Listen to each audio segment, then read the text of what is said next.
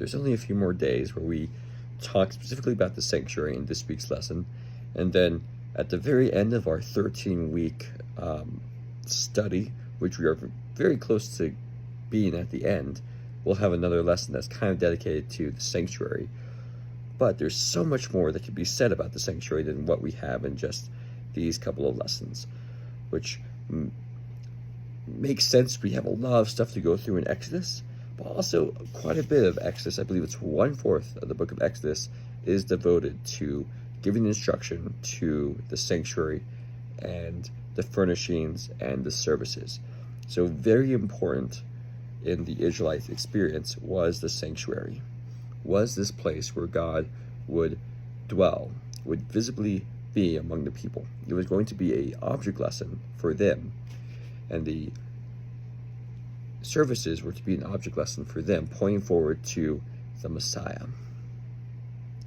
What I want to highlight is one thing that the sanctuary, and in particular the verse that we read for today, Exodus 25:1-9, what it shows is God's desire to be with us, but also his desire to be wanted by us.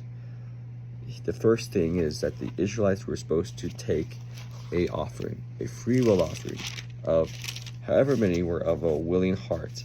They were supposed to give to the cause, supposed to give to helping to build the house.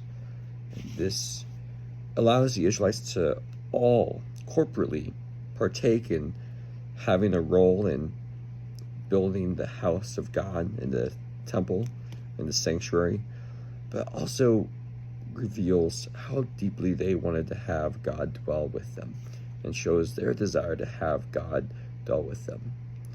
And so sacrifice can be a necessary part of showing that we want God in our lives. We need to sacrifice and invite God into our lives, but oftentimes that requires a sacrifice, and that requires an offering.